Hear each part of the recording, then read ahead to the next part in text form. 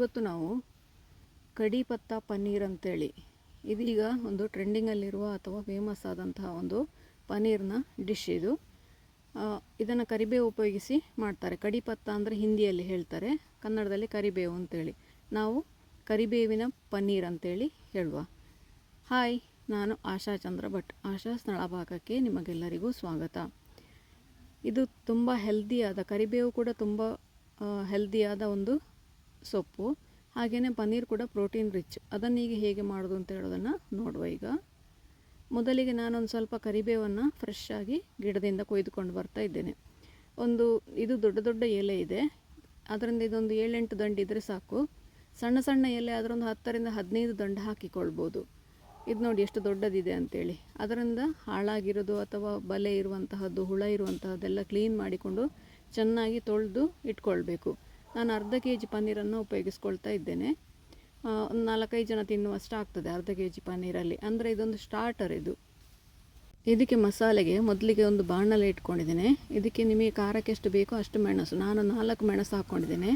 ಹಾಗೆಯೇ ಒಂದು 8 ದಂಡು ಕರಿಬೇವನ್ನು, ಇದು ಎಲೆ ತುಂಬ ದೊಡ್ಡದುಂಟು, ಅದು ಫ್ರೈ ಆಗಲಿಕ್ಕೆ ತುಂಬ ಟೈಮ್ ತಗೊಳ್ತದೆ, ಅದಕ್ಕೋಸ್ಕರ ಅದನ್ನು ಕಟ್ ಮಾಡಿ ಹಾಕಿಕೊಳ್ತಾ ಇದ್ದೇನೆ. ಸಣ್ಣ ಸಣ್ಣದಂತಾದರೆ ಹಾಗೇ ಹಾಕ್ಕೊಳ್ಬೋದು.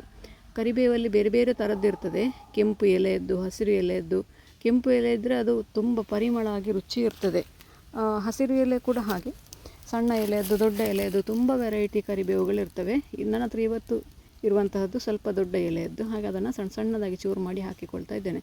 ಟೋಟಲ್ ನಾನಿವತ್ತು ಎಲೆ ದೊಡ್ಡ ಇರುವ ಕಾರಣ 8 ದಂಡನ್ನು ಉಪಯೋಗಿಸ್ಕೊಂಡಿದ್ದೇನೆ. ಸಣ್ಣ ಎಲೆ ಅಂತಾದರೆ ಒಂದು 15 ದಂಡು ಹಾಕಿಕೊಳ್ಬೋದು. ಅಂದರೆ ಇದು ಕರಿಬೇವು ಮೇಯ್ನ್ ಆಗಿರೋದ್ರಿಂದ ಕರಿಬೇವು ಜಾಸ್ತಿ ಹಾಕ್ಕೊಳ್ಬೇಕಾಗ್ತದೆ. ನೋಡಿ, ಇಷ್ಟು ಆದರೆ ಸಾಕು. ಈಗ ಇದನ್ನು ಒಂದು ಸ್ವಲ್ಪ ಹೊತ್ತು ಬಾಡಿಸ್ಕೊಳ್ಬೇಕು. ಅದರ ಜೊತೆಗೆ 1 ಟೀ ಸ್ಪೂನಷ್ಟು ಉದ್ದಿನ ಬೇಳೆ, 1 ಟೀ ಸ್ಪೂನಷ್ಟು ಕಡಲೆಬೇಳೆ ಕೂಡ ಜೊತೆಯಲ್ಲೇ ಹಾಕಿಕೊಳ್ತಾ ಇದ್ದೇನೆ. ಅಂದರೆ ಇದು ಬಾಡಲಿಕ್ಕೆ ಸಮಯ ಜಾಸ್ತಿ ಬೇಕಾಗ್ತದೆ, ಹಾಗೆ ಎಲ್ಲವನ್ನು ಒಟ್ಟಿಗೆ ಹಾಕ್ಕೊಂಡು ಬಾಡಿಸ್ಕೊಳ್ತಾ ಇದ್ದೇನೆ. ಇನ್ನೂ ಕೆಲವು ಸಾಮಗ್ರಿಗಳನ್ನು ಹಾಕಲಿಕ್ಕಿದೆ, ಅದನ್ನು ನಂತರ ಹಾಕಿಕೊಳ್ಳುವ. ಮೊದಲಿಗೆ ಹಾಕ್ಕೊಂಡ್ರೆ ಅದು ಸೀದೋಗ್ತದೆ. ಹಾಗಾಗಿ ಇದನ್ನು ಒಂದು 3ರಿಂದ 4 ನಿಮಿಷ, ಅಂದರೆ ಕರಿಬೇವಿನ ಎಲೆ ಗರಿ ಗರಿ ಆಗಬೇಕು ಅಲ್ಲಿವರೆಗೆ ಇದನ್ನು ನಾವು ಬಾಡಿಸ್ಲಿಕ್ಕಿದೆ. ಎಣ್ಣೆ ಉಪಯೋಗಿಸ್ತಾ ಇಲ್ಲ, ಎಲ್ಲಿ ಕೂಡ ಎಣ್ಣೆ ಹಾಕದೇ ಡ್ರೈ ಫ್ರೈ ಮಾಡಿಕೊಳ್ಬೇಕು. 4ರಿಂದ 5 ನಿಮಿಷ ಆಗುವಾಗ ನೋಡಿ, ಒಂದು ಸ್ವಲ್ಪ ಕಾಳುಮೆಣಸು, ಕಾಳುಮೆಣಸು ಬೇಡ ಅಂತ ಹೇಳೋರು ಕೆಂಪು ಮೆಣಸೆ ಹಾಕ್ಕೊಳ್ಬೋದು. ಸ್ವಲ್ಪ ಸೋಂಪು, ಒಂದು 1/4 ಟೀ ಸ್ಪೂನಷ್ಟು ಸೋಂಪು, ಅರ್ಧ ಟೀ ಸ್ಪೂನಷ್ಟು ಜೀರಿಗೆ, 1 ಟೀ ಸ್ಪೂನಷ್ಟು ಕೊತ್ತಂಬರಿ, ಇವಿಷ್ಟನ್ನು ಹಾಕ್ಕೊಂಡು ಇನ್ನೂ ಒಂದು 2ರಿಂದ 3 ನಿಮಿಷ, ಅಂದರೆ ಜೀರಿಗೆ ಸರಿಯಾಗಿ ಸಿಡಿಲಿಕ್ಕೆ ಶುರು ಆಗ್ತದೆ ಅಲ್ಲಿವರೆಗೆ ಅದನ್ನು ಫ್ರೈ ಮಾಡಿಕೊಳ್ಬೇಕು. ಟೋಟಲ್ ಒಂದು 6ರಿಂದ 7 ನಿಮಿಷ ನಿಮಗೆ ಇದನ್ನು ಫ್ರೈ ಮಾಡಲಿಕ್ಕೆ ಬೇಕಾಗ್ತದೆ. ಯಾಕೆಂದರೆ ಕರಿಬೇವು ಸಣ್ಣ ಉರಿಯಲ್ಲಿ ಫ್ರೈ ಮಾಡಿದರೆ ಮಾತ್ರ ಹುಡಿ ಹುಡಿಯಾಗಿ ನೋಡಿ ಈ ಥರ ಬರ್ತದೆ. ದೊಡ್ಡ ಉರಿಯಲ್ಲಿ ಫ್ರೈ ಮಾಡಿದರೆ ಉಳಿದ ಸಾಮಗ್ರಿಗಳು ಸೀದೋಗ್ತದೆ. ನಿಮಗೆ ಕಷ್ಟ ಆಗ್ತಾ ಅಂತಾದರೆ ಬೇರೆ ಬೇರೆಯಾಗಿ ಕೂಡ ಫ್ರೈ ಮಾಡಿಕೊಳ್ಬೋದು. ಒಂದು 1/4 ಟೀ ಸ್ಪೂನಷ್ಟು ಇಂಗು ಕೂಡ ಹಾಕಿಕೊಳ್ತಾ ಇದ್ದೇನೆ. ಇದನ್ನು ಪೂರ್ತಿಯಾಗಿ ಫ್ರೈ ಆದ ನಂತರ, ತಣ್ಣಗಾದ ನಂತರ ಮಿಕ್ಸಿ ಜಾರಿಗೆ ಹಾಕಿ ನುಣ್ಣಗೆ ಅದನ್ನು ಹುಡಿ ಮಾಡಿಕೊಳ್ಬೇಕು. ತುಂಬ ನುಣ್ಣಗೆ, ಸಾಂಬಾರಿನಷ್ಟು ನುಣ್ಣಗೆ ಆಗಬೇಕು ಅಂತ ಇಲ್ಲ, ಒಂದು ಸ್ವಲ್ಪ ನೋಡಿ ಈ ಥರ ತರಿ ಇದ್ದರೆ ಒಳ್ಳೆಯದಾಗ್ತದೆ ಅದು. ಅಂದರೆ ಕಾಳುಗಳೆಲ್ಲ ನಮಗೆ ಸಿಗ್ತದೆ ಕರೆಕ್ಟಾಗಿ, ಉದ್ದಿನಬೇಳೆ ಕಡಲೆಬೇಳೆ ಎಲ್ಲ. ಈಗ ಪನ್ನೀರನ್ನು ಚೆನ್ನಾಗಿ ತೊಳ್ಕೊಂಡು ಅದನ್ನು 1 ಸೆಂಟಿಮೀಟರ್ ಉದ್ದ ಅಗಲ, ಅಂದರೆ 1 ಸೆಂಟಿಮೀಟರ್ ಅಗಲ, 1 ಸೆಂಟಿಮೀಟರ್ ಉದ್ದ ನೋಡಿ, ನಾನು ಹೀಗೆ ಅಡ್ಡಕ್ಕೆ ಹಾಗೆ ಉದ್ದಕ್ಕೆ ನೋಡಿ ಇಷ್ಟಿಷ್ಟು ದೊಡ್ಡ ಸ್ಕ್ವೇರ್ ಪೀಸ್ಗಳನ್ನಾಗಿ ಮಾಡಿ ಇಟ್ಕೊಂಡಿದ್ದೇನೆ. ನಿಮಗೆ ಸಣ್ಣದು ಸಾಕು ಅಂತಾದರೆ ಸಣ್ಣ ಕೂಡ ಮಾಡಿಕೊಳ್ಬೋದು, ಅಥವಾ ದೊಡ್ಡದಾಗಿ ಬೇಕು ಅಂತಂದರೆ ಇನ್ನೂ ಸ್ವಲ್ಪ ದೊಡ್ಡಕ್ಕೆ ಕೂಡ ಕಟ್ ಮಾಡಿಕೊಳ್ಬೋದು. ನಾನು ಅದನ್ನು ಒಂದು ಸ್ವಲ್ಪ ಸಣ್ಣ ಸಣ್ಣದಾಗಿ ಎಕ್ಸಾಕ್ಟ್ 1 ಸೆಂಟಿಮೀಟರ್ ಅಳತೆ ಬರುವಷ್ಟು ದೊಡ್ಡಕ್ಕೆ ಕಟ್ ಮಾಡಿ ಇಟ್ಕೊಂಡಿದ್ದೇನೆ. ಈಗ ಅದೇ ಪ್ಯಾನ್ಗೆ ಪುನಃ 1 ಚಮಚ ತುಪ್ಪ, 1 ಟೇಬಲ್ ಸ್ಪೂನಷ್ಟು ಹಾಕ್ಕೊಂಡಿದ್ದೇನೆ ನಾನು. ಪುನಃ ಒಂದು ಸಣ್ಣ ಬೆಣ್ಣೆಯ ತುಂಡು ಹಾಕಿಕೊಳ್ತಾ ಇದ್ದೇನೆ. ನೀವು ಬೆಣ್ಣೆಯಲ್ಲೇ ಮಾಡಿಕೊಳ್ಬೋದು ಅಥವಾ ತುಪ್ಪದಲ್ಲೇ ಕೂಡ ಮಾಡಿಕೊಳ್ಬೋದು, ಇದು ನಿಮ್ಮ ಆಪ್ಷನ್. ಅಥವಾ 2 ಬೇಡ ಅಂತಾದರೆ ಎಣ್ಣೆಯಲ್ಲಿ ಕೂಡ ಮಾಡಿಕೊಳ್ಬೋದು. ಎಣ್ಣೆ ಹಾಗೂ ಬೆಣ್ಣೆ ಬಿಸಿಯಾದ ನಂತರ ಇದಕ್ಕೆ ನೀವು ಕಟ್ ಮಾಡಿ ಇಟ್ಟಂತಹ ಪನ್ನೀರನ್ನು ಒಂದೊಂದಾಗಿ ಜೋಡಿಸ್ತಾ ಬನ್ನಿ. ನಂತರ ಅದನ್ನು ಆ ಕಡೆ ಈ ಕಡೆ ಅಲ್ಲಾಡಿಸ್ತಾ ಇರಿ, ಆವಾಗ ಅದು ತಳದಲ್ಲಿ ಕೂತ್ಕೊಳ್ಳೋದಿಲ್ಲ. ನೀವು ಒಂದು 2 ನಿಮಿಷ ಹಾಗೆ ಬಿಟ್ಟರೆ ಪನ್ನೀರ್ ತಳದಲ್ಲಿ ಕೂತ್ಕೊಳ್ತದೆ. ಇದನ್ನು ನೀಟಾಗಿ ಎಲ್ಲ ಕಡೆ ಕೂಡ ಆಲ್ಮೋಸ್ಟ್ ಒಂದೇ ಥರ ಫ್ರೈ ಆಗುವಾಗೆ ಅದನ್ನು ಫ್ರೈ ಮಾಡಿಕೊಳ್ಬೇಕು. ನೋಡಿ, 1-2 ಸತಿ ಈ ಥರ ತಿರುಗಿಸಿ ಹಾಕಿ 4 ಸೈಡ್ ಕೂಡ ಗಟ್ಟಿಯಾಗೋದು ಬೇಡ, ಸಾಫ್ಟಾಗಿ ಇರಲಿ ಪನ್ನೀರು. ನೋಡಿ, ಈ ಹದಕ್ಕೆ ಬಂದರೆ ಸಾಕು.